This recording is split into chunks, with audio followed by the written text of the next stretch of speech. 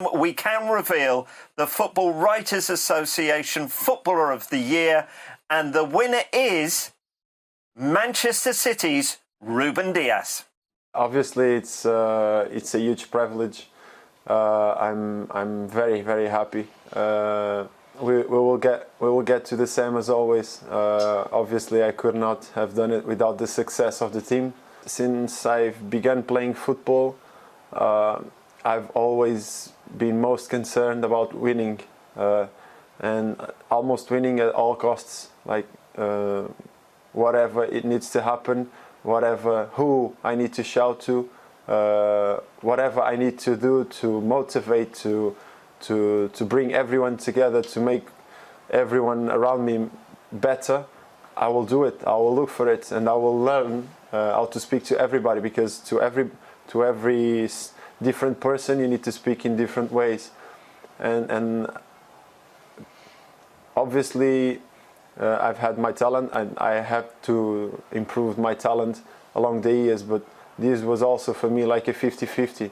At the same time I needed to improve my game technically, I also needed to improve my game on terms of relations with everyone else, and because at the end of all you see football, and football is a collective sport. It's not an individual. You have many things to learn from individual sports, but at the end our sport is more complete. It requires more capacities from you, and I've always tried to build on that and to be better on all of those chapters. So Ruben Dias is the FWA's Footballer of the Year, and in doing so becomes only the third player to win in their first season after Gianfranco Zola and Jurgen Klinsmann. I'm delighted to say that the Football Writers Association's chair, Carrie Brown, joins us right now on the Football Show. Carrie, thanks so much for joining us. Ruben Dias then wins the Footballer of the Year. How and why did he swing the vote? Well, the Football Writers Footballer of the Year is a little different to Player of the Year. When it first started in 1948, our founding member, Charles Buchan, wanted the player to be recognised for the footballer who, by precept and example, was the Footballer of the Year. For Ruben Dias, he just turned 24 on Friday, but he came into a team of serial winners, and at the age of just 23, he has absolutely changed not only his career. Getting a place in a regular starting lineup in Pep Guardiola's side should be a main priority, but he's lifted his teammates among him, of course, John Stones, but also Cancelo, Zinchenko. He's been an absolute leader by precept and example. We can think of none better, and remarkably, he's the first defender in 32 years. His leadership, but also his artistry, his ability to anticipate set plays, to get down and tackle players, exceptional defending. That semi-final against Paris Saint-Germain, I think, solidified so many people's decision to make Ruben Dias our Footballer of the Year. But it's also those big performances that we've seen throughout the season, lifting the whole team. There's a really nice stat. In the 29 games before he arrived, Manchester City had conceded 31 goals. In the next 29, only 16. It certainly put the case for the defence there, that's for sure. So how close was the voting? Yeah, it was very, very close. Of course, Harry Kane leading in goals and assists in terms of creating goals for his team. Only third in the top 5 leagues in Europe behind Lewandowski and Messi. He missed out by just 19 votes. And there were just 14 votes between Harry Kane and Kevin De Bruyne. So Harry Kane, all those goals, all those assists, finished second. So Kevin De Bruyne finished third. In fact, I think I'm right in saying that 9 City players won over 50% of the total. So was it split then, the vote? And is that why we're seeing Kevin De Bruyne perhaps in third rather than higher?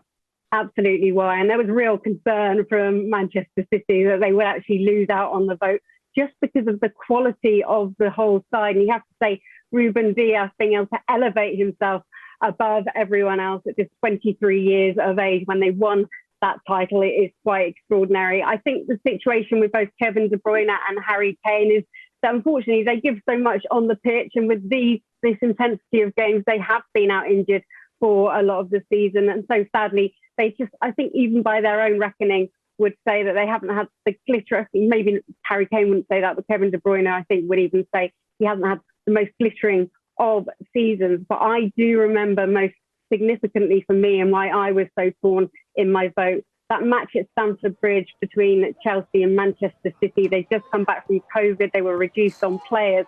But that was when Pep this season first installed Kevin De Bruyne in that false number 9 role. He was absolutely exemplary. It's only the second time Pep had played him in that role. And he said afterwards that for the first 20 minutes, he was still trying to work it out. Well, in that first half, he scored a goal, he assisted, and they won the match 3-1. An extraordinary performance. It just proves the multi-dimensions of his games. And we saw that too in the semi-final of the Champions League.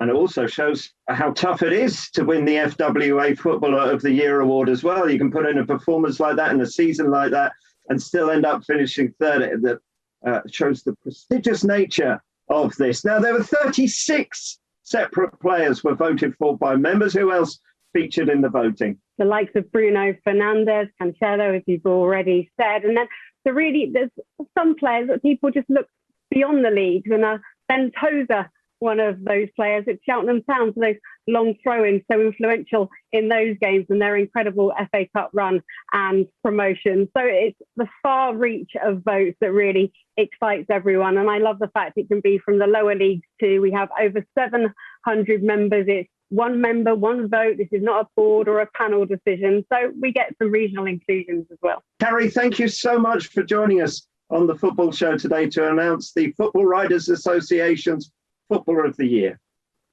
Absolute pleasure. Thank you.